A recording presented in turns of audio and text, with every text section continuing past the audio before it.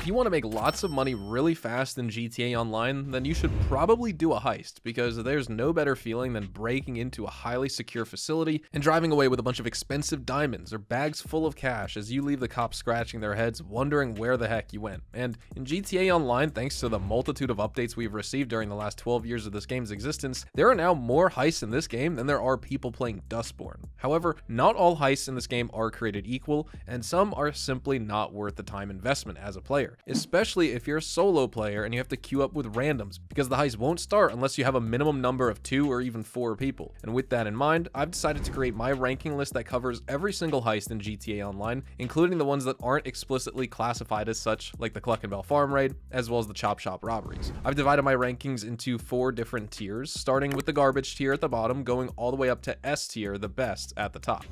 Garbage tier includes heists that don't pay well, with really basic gameplay that gets boring fast, and some kind of design flaw that makes them unsuitable for solo players. And honestly, there's no better example of this than the Prison Break, one of the 5 OG heists. Back in 2015, I would have ranked this heist a lot higher for 2 reasons. The economy was very different during the pre-inflation era, and you could actually find people who wanted to play it. Nowadays, almost no one cares about the OG heist, and the few randoms you queue up with that do are almost guaranteed to crash the Vellum within 5 seconds of taking off, and that's if they manage to get it off the ground, because a lot of newbies play these old heists and they barely know how to work their controller thumbsticks, let alone an aircraft yoke. Series A funding is also going to go into the garbage tier here, and that's because the only redeeming thing about this heist is Trevor. That's it. The setup missions are boring after the first playthrough, the finale is also more of the same, just driving around town, and the payout is $883,000 in hard mode, split 4 ways because you need 4 people to do this heist. There are no interesting vehicles to drive, the enemies are rather weak, so there really isn't much of a challenge honestly, and despite this being a heist where you collect all the drugs for Trevor during the setup missions, the finale is just you loading up 2 vans with the product and driving it around. And to round things up in the garbage tier, we've got another OG heist. This time it's the Humane Labs raid, and even though it pays decently well at $1,181,000, you do have to remember that this money is once again being split 4 ways, and it also takes around 1.5 hours to complete if you're a casual player, so there are a few better jobs to do if you just want to make money fast and efficiently. Setup missions for the Humane Labs raid can be fun and even a bit challenging as you fight off Merryweather mercenaries while stealing insurgent light armored vehicles, and there's another setup where you basically steal a Valkyrie helicopter from the naval port while being pursued by froggers and buzzards. And because this heist does have somewhat engaging gameplay and an interesting escape for the ground team in the finale where you swim out through the cooling tunnel, I'm still going to put this one at garbage tier, but I will put it at the top. We've got 2 more OG heists or apartments to cover, and I'm putting both of these in the mid tier. First is the Pack Standard heist, and the main reason it ranks above the Humane Labs raid in my opinion is the payout, $1,875,000 in hard mode for about 2 hours of work. Maybe you can get it down to 1.5 if you got the timings and the layouts memorized, but as the leader you get close to $1 million, which again isn't bad. I used to grind this specific heist a lot back in the old days, so I've got a soft spot for it in my heart. That being said, it's a nice callback to the final heist from story mode, the big score. Fleece a Job is the last OG heist, and again, some of you guys might disagree with me on this, but this is my list and I'm just going to put it in the mid tier. I'd honestly rank it lower if not for nostalgia, to be honest. Plus the Fleece a Job can reliably be done in only 20 to 25 minutes, which is not bad at all for $250,000 as a payout, even if that money is still being split between 2 people. And if you guys were playing back in 2015, you'll remember that the Fleece a Job was kind of like a tutorial for the rest of the heist update, and it's definitely the simplest and least intuitive of the 5, which is one of the reasons I can still get into my apartment occasionally and fire up a Fleece a Job, just because I know it's going to be quick and I don't have to wait for 3 other players. I just need 1 more, and the roles are pretty simple. 1 player is the driver, the other player is the driller, and there's just some basic hacking and an easy getaway because you only have a 3-star wanted level at the end. The Fleece a Job was also my introduction to the armored Kuruma, which to this day is still one of the most popular armored cars in the game, one that I always recommend to new players because it does everything you need from a basic armored car, it handles well, and the big special part about it over the Duke of Death is that it can seat up to 4 people if you need it. Next up in the mid tier though is the Chop Shop, or to be more specific, the robbery section of the salvage yard. Basically, you get 3 tasks every week. These involve car robberies and you can only do them once per week. Payouts range from $250,000 to $400,000 depending on the car you steal, and it takes about 45 minutes to do a mission. The setups and action-packed finales mirror that of a heist, which is why I'm including these vehicle robberies in my heist list. However, the main downside to these is the limited mission pool. You only have 5 total variations on the same formula, and the payout is kinda low for the amount of work work you do. Plus, you can only do 3 every real life week, which is my main issue. So it is going to take you 3 or 4 weeks just to make the money back that you invested into your upgraded auto shop. Not because you can't make the money back fast, but because Rockstar artificially caps you on how much you can make every single day or week. And finally, not all of the 5 missions are honestly enjoyable in my opinion. The gangbanger robbery, as well as the podium robbery and the Duggan robbery, are pretty fun in my opinion, but I personally don't really like the McTony robbery with the sub. The cargo ship is just okay, and it's just frustrating if the Sparrow loses too much health, which can sometimes botch the mission right at the end so you miss the bonus objective. That's what I find frustrating about it, but overall, they all have some level of fun to them.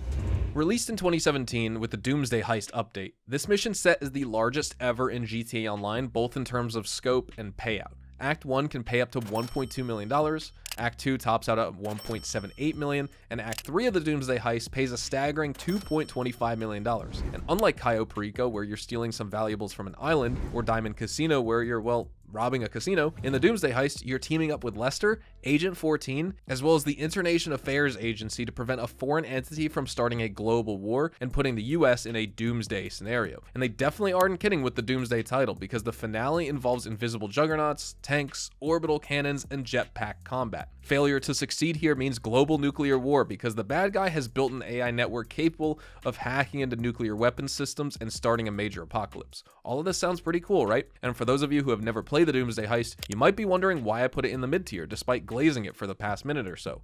Well, there are 2 reasons. First off, you do need to own a facility in order to be eligible for this heist, and facilities aren't exactly cheap. $1.2 million for the worst one, and over $2.9 million if you want a more centralized and good location, and that's before any upgrades, before you install an orbital cannon to grief people at $750,000 per guided shot. And reason number 2 that Act 1 is in mid tier is the sheer monotony of the setup missions, of which there are quite a lot. By the way, despite all that, since this is a 2-person minimum, you walk away with less than $1 million in your account for 1.5 to 2 hours of setup work, which is not great. And the finale for Act 1 is just you breaking into the IAA, taking out a bunch of Merryweather goons at the entrance, walking through the facility towards the lowest level, taking out even more enemies until you finally find some guys who are trying to hack the data servers. So yeah, it's pretty meh. It doesn't have super interesting set pieces or storylines, and that's fine because Act 1 is really just set up for the next 2 Doomsday acts. On its own, it doesn't earn more than a mid-tier rating from me. And for the final entry in the mid-tier, we've got the Diamond Casino Aggressive Approach. This one is one of 3 different finale options you get after you do your scope out missions, where you analyze the security features of the casino and get an idea of the vault contents underneath. The reason I'm putting the aggressive approach in mid-tier is because it's the worst possible way to go about stealing the vault contents, and you also get less money, even though a lot of people I know prefer this approach. First off, you're notifying the security that you were there by blowing up the giant armored door, so you get less time in the vault to loot stuff, and if you get shot on your way out, which you 100% will, you'll also lose money. Stealth is a much better way to do the Diamond Casino Heist, and you can easily secure $1.5 million on average for about 90 minutes of work if you take the big con or silent and sneaky route, despite aggressive being sort of fun, going in loud and guns blazing. Next, we've got the good tier, and the first entry in this tier is going to be the new Oscar Guzman Flies Again update that we got in March of this year. And even though it isn't really labeled as a heist within the game, it does play out like one with an initial mission, 4 setup missions, and a grand finale where you pilot a mogul and also try and steal a Titan 250D gunship. Overall, the missions in the Oscar Guzman update are pretty unique as they involve a lot of air combat and you get to fly a wide array of aircraft. One of the missions that I really like is the setup mission where you pilot a drone with a built-in taser, try and hack enemy servers while staying out of vision. It's really chill, it has stealth elements, and if you really want to get cool with it, you can knock out guards with your taser rather than speedrunning it, and to be honest, I never really find it that boring. There's also a lot of variety in the mission requirements too, because some ask you to steal an aircraft, while others ask you to retrieve equipment, ammo, or even guard a location. It's all very basic, but it's executed well, and it doesn't drag out like some of the other heists in the game, so the pacing feels really good, and you can complete the whole thing in just under 1 hour for $500,000 in normal mode or $750,000 in hard mode. The only negatives about this heist are that some of the setups, like the one with the Iron Mule, they could get a bit tedious for some people. You know, searching for cargo in the intel mission can take a while if you don't know where to look under the shipwreck, things like that, but that's getting really nitpicky in my opinion. The 4 FIB files from the Agents of Sabotage update definitely deserve to be in the good tier as well, and these pay $155,000 on average, with a $50,000 bonus for optional challenges just for the 3 regular files, and $315,000 typically for the priority file, which you could do once a week, and you get that 50k bonus on top of it. Now, the FIB files aren't really anything new. They sometimes reuse locations from other missions. There aren't really any interesting or new mechanics that are introduced with these missions either, but they're short, they're sweet, they have a good payout in my opinion, and you can initiate them directly from an app on your phone. And the cooldown for these missions is super low, just 5 minutes, and you can restart the next one. You can do these solo, and so overall, I think the FIB files as mini heists definitely deserve a spot in the good tier for their compact, no-nonsense approach, and you can just make some good money with them.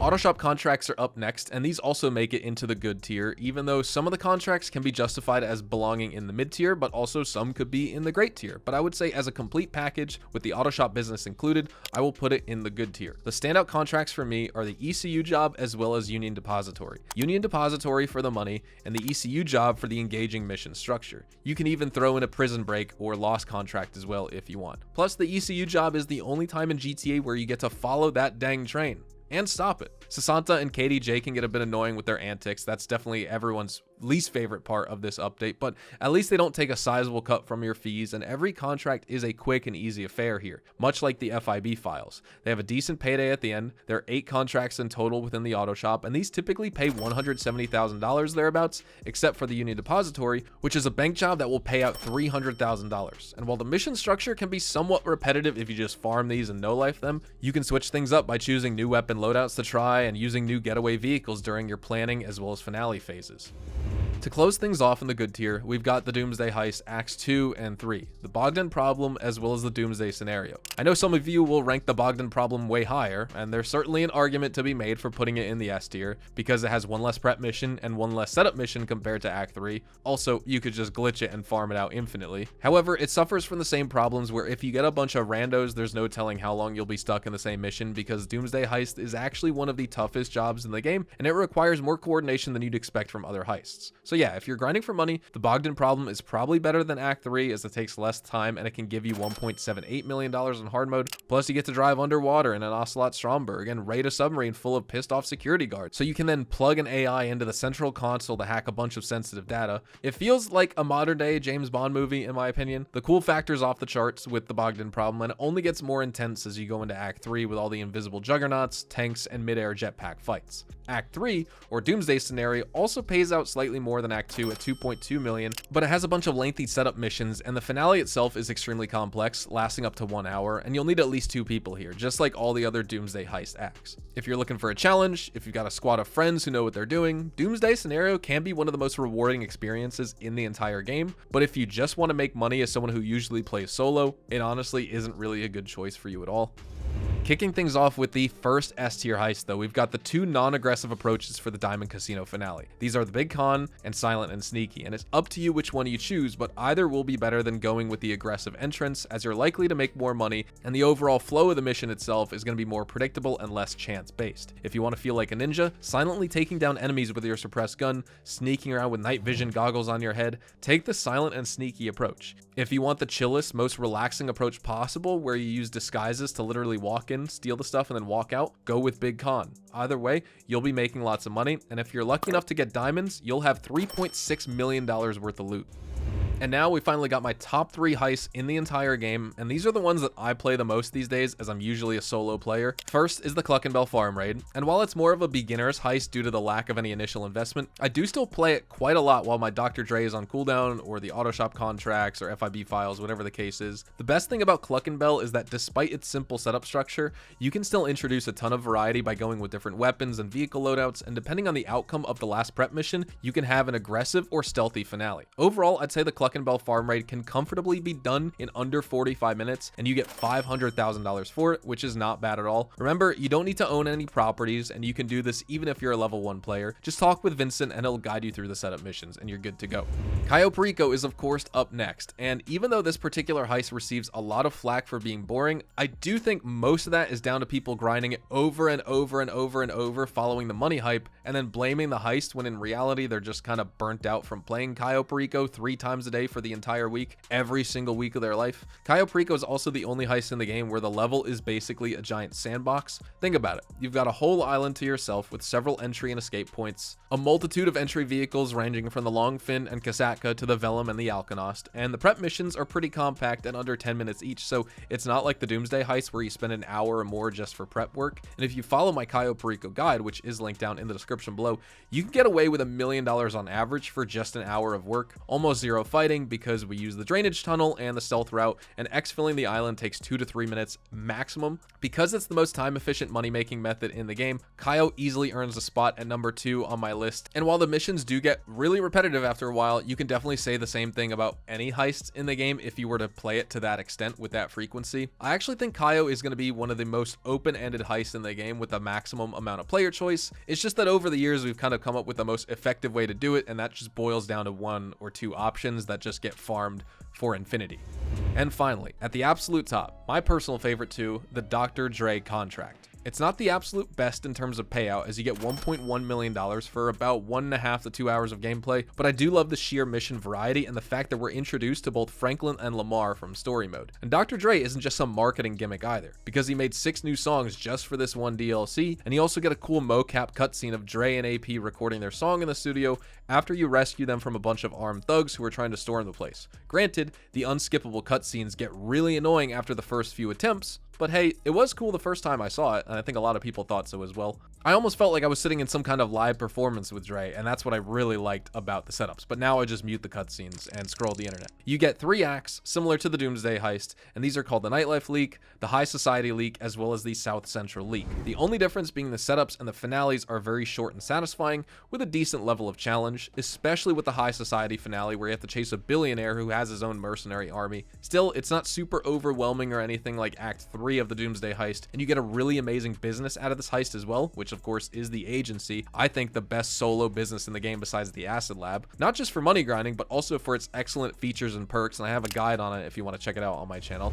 But overall, there you guys go. Those are my personal rankings for every single heist in the entire game of GTA Online. I know there's going to be a lot of discussion in the comment section about which heist I should have ranked higher or lower, but honestly, these are just my thoughts for the sake of this video and how I feel about them currently in 2025, but I'd love to hear your opinion, so feel free to share them below in the comments section on which heists you like, you dislike, or even you love. Also, thank you guys so much for watching today's video. Drop a like if you guys did go on to enjoy it, and if you found this video informative and you're new to the channel and you want to stay up to date with everything, definitely make sure you subscribe. Check me out over on Twitch, Twitter, and Instagram, specifically twitch.tv/hazardoushttv for my frequent weekday GTA Online live streams, and I will see you guys in the next video. Until then, adios amigos.